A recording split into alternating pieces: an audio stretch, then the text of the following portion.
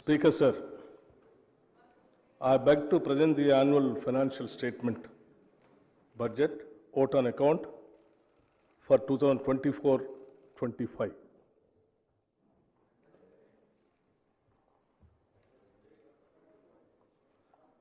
గౌరవ అధ్యక్ష, తెలంగాణ రాష్ట్ర 3వ శాసనసభ తొలి బడ్జెట్ సమావేశానికి స్వాగతం. మార్పును కోరుతూ స్వేచ్ఛ సాధించుకున్న తెలంగాణ ప్రజానికానికి మనస్ఫూర్తిగా నమస్కరిస్తున్నాం. భారత రాజ్యాంగ పీఠిక గుర్తు చేసుకుంటూ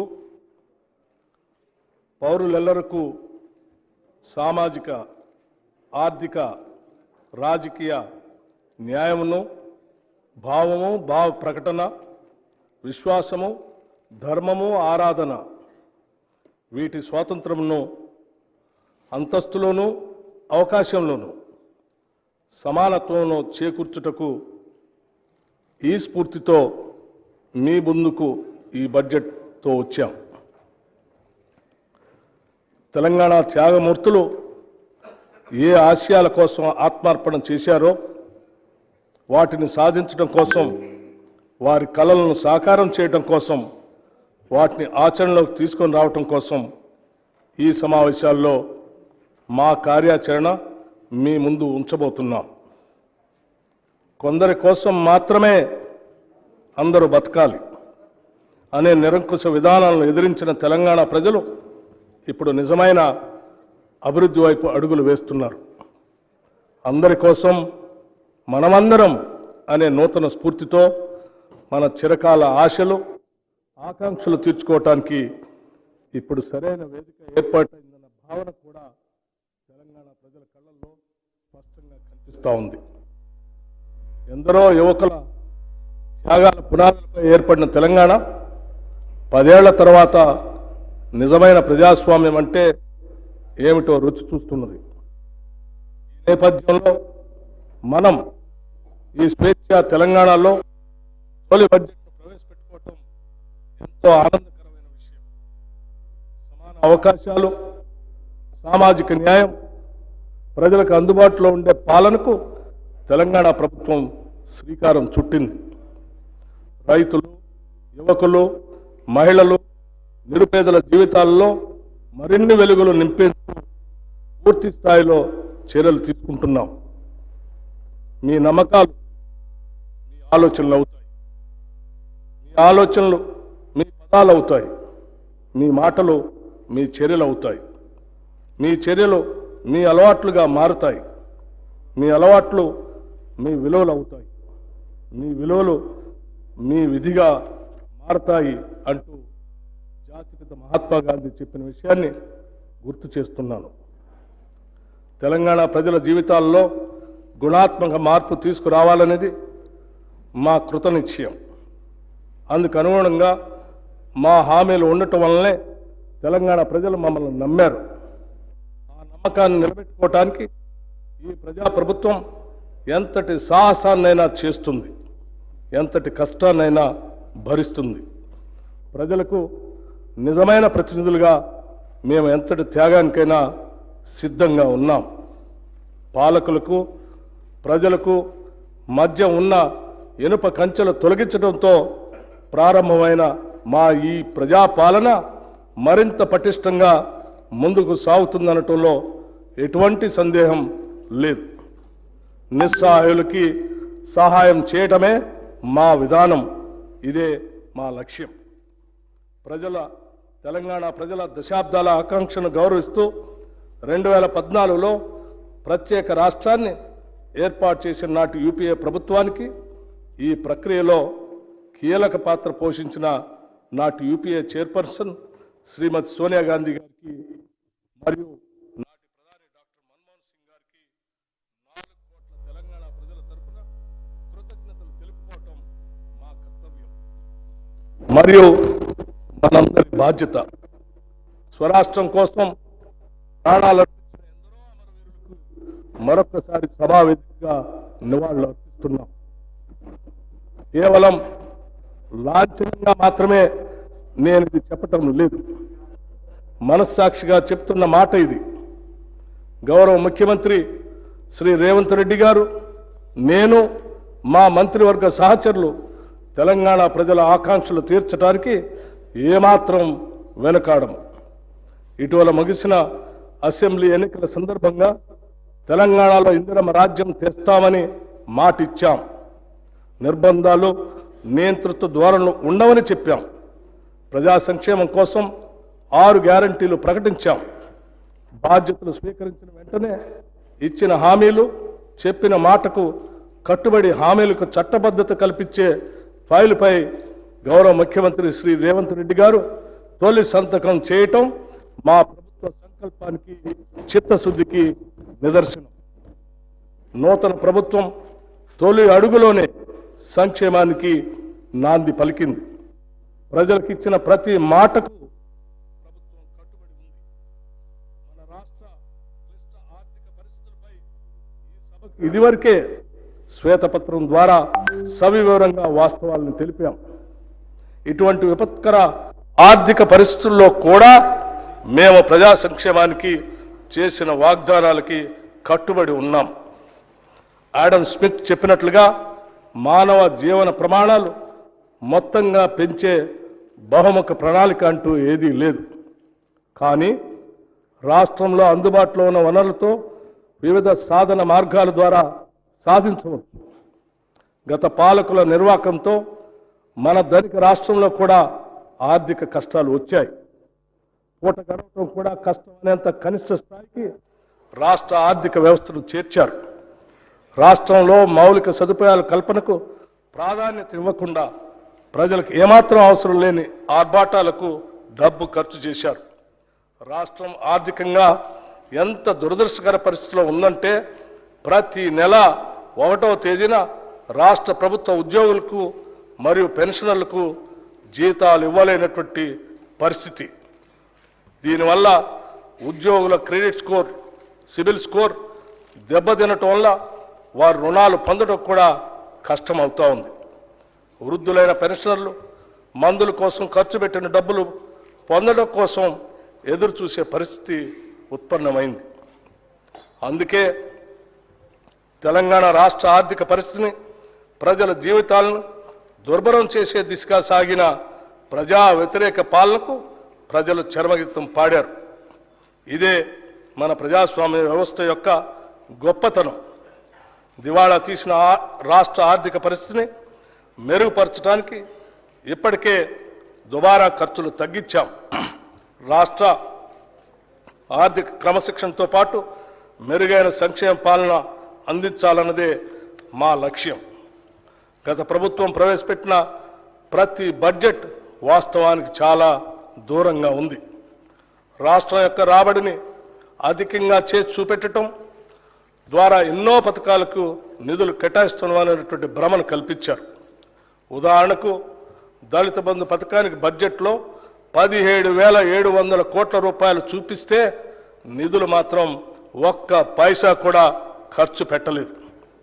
అంతేకాకుండా 2021-22 సంవత్సరానికి క్యాగ్ లెక్కల ప్రకారం షెడ్యూల్డ్ కులాల అభివృద్ధికి డిమాండ్లో 4,874 కోట్ల రూపాయలు నిధులు ఖర్చు చేయలేదు. గిరిజన అభివృద్ధిలో 2,918 కోట్ల రూపాయలు ఖర్చు చేయలేదు. వెనుకబడిన తరగతుల అభివృద్ధిలో 1,437 కోట్ల రూపాయలు ఖర్చు చేయలేదు. అదేవిధంగా రైతులకు వడ్డీ లేని రుణాల కొరకు కేవలం 2014-15 ఆర్థిక సంవత్సరం నుంచి 2023-24 ఆర్థిక సంవత్సరం వరకు 1,067 కోట్ల రూపాయలు బడ్జెట్ పెట్టి కేవలం 297 కోట్ల రూపాయలు మాత్రమే ఖర్చు పెట్టారు. అదేవిధంగా మహిళలకు 2014-15 ఆర్థిక సంవత్సరం నుంచి 2023-24 ఆర్థిక సంవత్సరం వరకు 7,848 కోట్ల రూపాయలు బడ్జెట్ పెట్టి కేవలం 2,685 కోట్ల రూపాయలు మాత్రమే ఖర్చు పెట్టారు. ఈ విధంగా సమాజంలోని 90% జనాభా ఉన్న ఎస్సీ, ఎస్టీ, బీసీ, మైనారిటీ మరియు మహిళల కోసం గొప్పలు చెప్పుకోవటానికి పథకాలు బడ్జెట్లో ఉన్నాయి తప్పితే వాటికి నిధుల విడుదల లేవు. ఈ సాంప్రదాయానికి స్వస్తి పలికి మా ప్రభుత్వం వాస్తవానికి దగ్గరగా రాబడులు అంచనా వేసి దానికి అనుగుణంగానే పథకాలకు కేటాయింపులు చేయటం జరిగింది. ఇది మా చిత్తశుద్ధికి నిదర్శనం. సరైన ప్రణాళికలతో అన్ని అడ్డంకులను అధిగమిస్తాం, అందులో ఎలాంటి సందేహం లేదు. ఇది మా ప్రభుత్వం అని ప్రజలు భావించే విధంగా బాధ్యతతో వ్యవహరిస్తాం. మా ఈ నిర్ణయానికి గతంలో జరిగిన తప్పులు, చేసిన అప్పులు ఏమాత్రం అడ్డం కాలేవు. ఇదే స్ఫూర్తితో, ఆశయంతో, ప్రజా ఆశీర్వాదంతో ఈ బడ్జెట్ను ప్రవేశపెడుతున్నాం.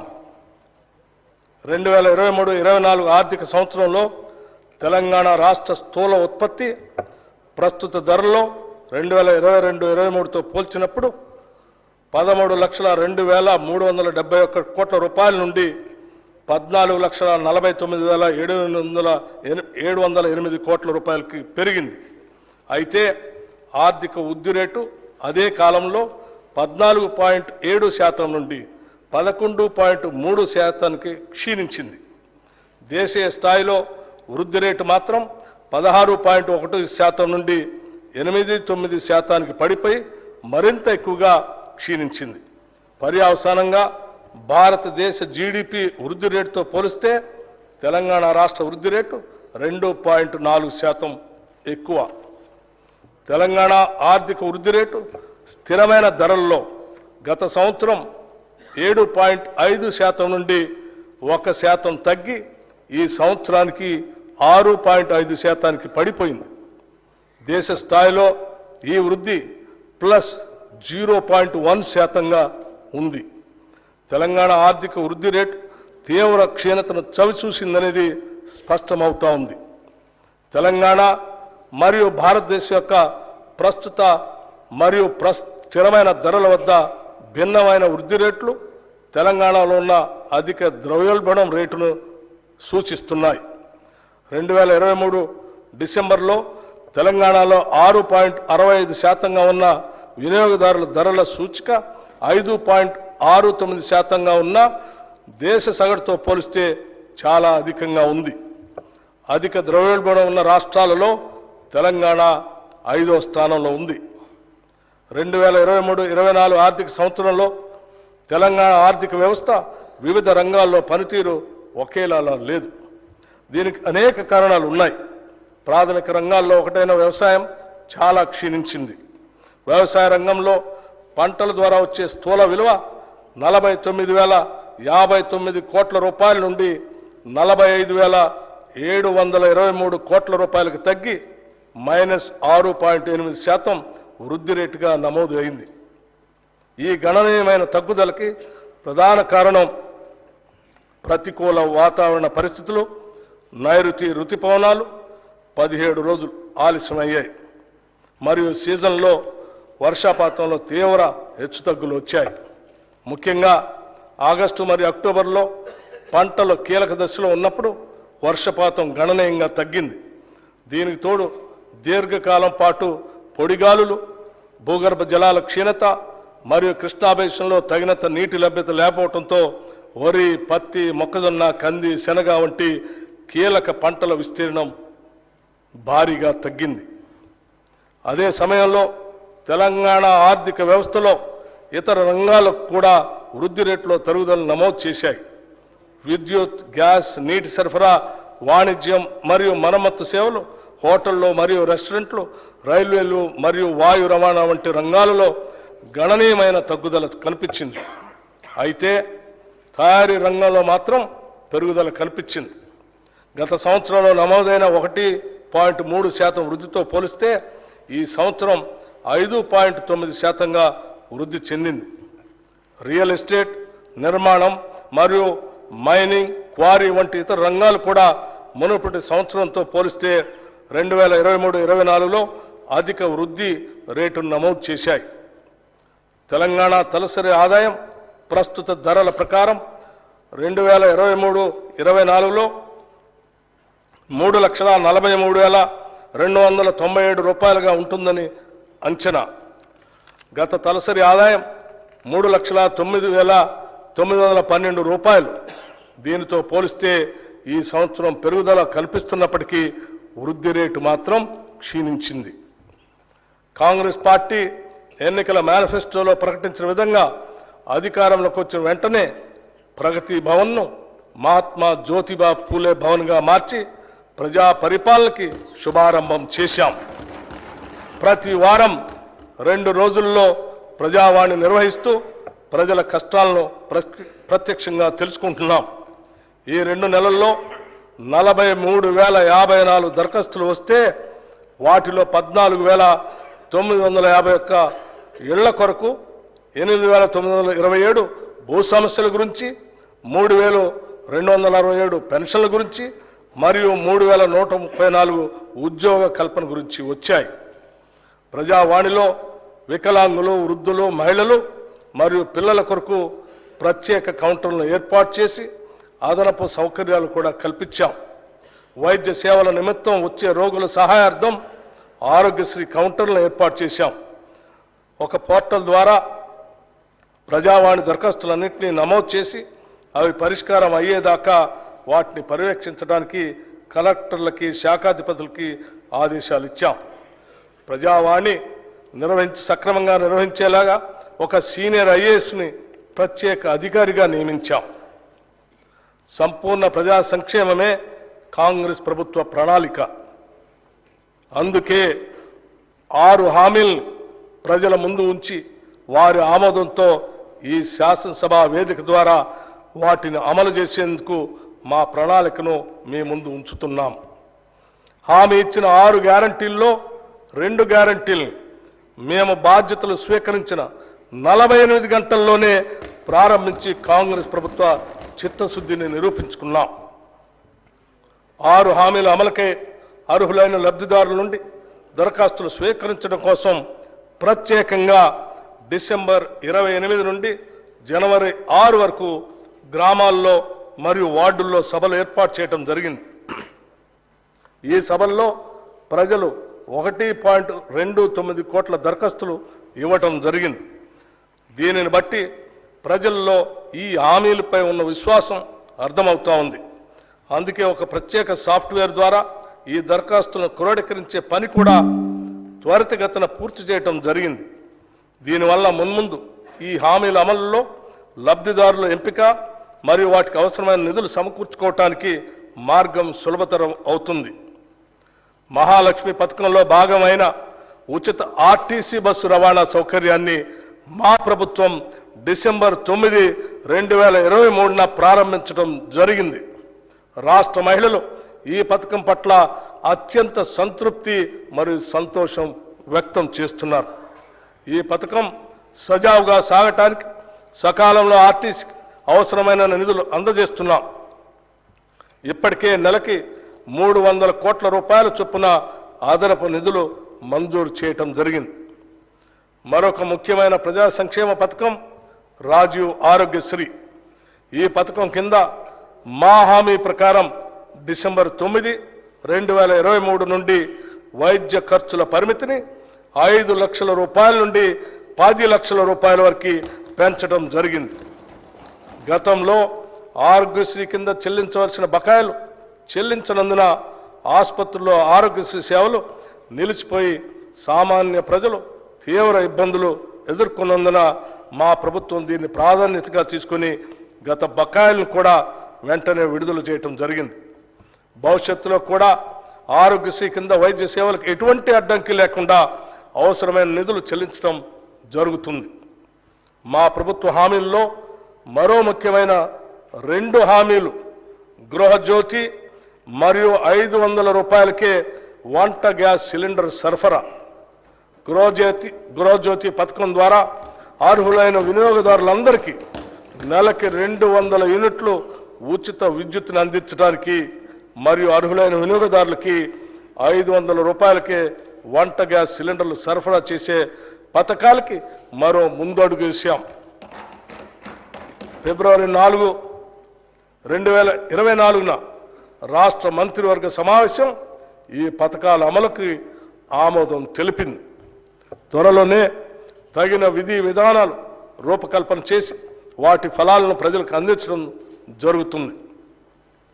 మహాలక్ష్మి, రైతు భరోసా, ఇందిరమ్మ ఇళ్ళు, చేయూత, యువ వికాసం హామీల అమలుకు మా ప్రభుత్వం చిత్తశుద్ధితో ఉంది. వాటిని వీలైనంత త్వరలో అమలు చేసే సంకల్పంతో ఉన్నాం. ఈ బడ్జెట్లో ఈ పథకాల అమలుకి 53,196 కోట్ల రూపాయలు ప్రతిపాదించడం జరిగింది. ఈ కేటాయింపు ఒక ప్రాథమిక అంచనా ప్రకారం మాత్రమే చేయటం జరిగింది. హామీలకు సంబంధించిన విధి విధానాలను రూపొందించే పని ఇంకా కొనసాగుతున్నందున అది పూర్తయిన వెంటనే అమలుకు అవసరమైన పూర్తి నిధులు కేటాయిస్తాం. ఎన్నికల ప్రణాళికలో చెప్పిన ప్రతి హామీని నెరవేర్చేందుకు కృతనిశ్చయంతో ఉన్నాం. రైతుల కోసం ప్రకటించిన వరంగల్ డిక్లరేషన్, హైదరాబాద్లో ప్రకటించిన యువ డిక్లరేషన్, చేవెళ్లలో ప్రకటించిన ఎస్సీ ఎస్టీ డిక్లరేషన్, కామారెడ్డిలో ప్రకటించిన బీసీ మైనారిటీ డిక్లరేషన్ అన్నింటినీ ఖచ్చితంగా అమలు చేస్తాం. రాష్ట్రం పారిశ్రామికంగా అభివృద్ధి చెందటం వలన ఎన్నో సమస్యల పరిష్కారం అవుతాయి. లక్షలాది మందికి ఉపాధి అవకాశాలు దొరుకుతాయి. ఉత్పాదకత పెరుగుతుంది. అందుకే తెలంగాణ రాష్ట్రం సత్వర పారిశ్రామిక ప్రగతి సాధించేందుకు అన్ని చర్యలు ప్రారంభించాం. ఈ దిశగానే గౌరవ ముఖ్యమంత్రి శ్రీ రేవంత్ రెడ్డి గారు మరియు మన ఐటీ పరిశ్రమల శాఖ మార్చులు శ్రీ దుద్దిళ్ల శ్రీధర్ బాబు గారు ఇటీవల స్విట్జర్లాండ్లోని దావోస్లో జరిగిన వరల్డ్ ఎకనామిక్ ఫోరం వార్షిక సమావేశంలో పాల్గొన్నారు. మన రాష్ట్రానికి భారీగా పెట్టుబడులు తెచ్చే లక్ష్యంతో పలు పారిశ్రామికవేత్తలతో వరుస సమావేశాలు నిర్వహించారు. తత్ఫలితంగా మన రాష్ట్రానికి దాదాపు 40,000 కోట్ల రూపాయలకు పైబడి పెట్టుబడులు రానున్నాయని ఈ సందర్భంగా చెప్పటానికి సంతోషిస్తున్నాం.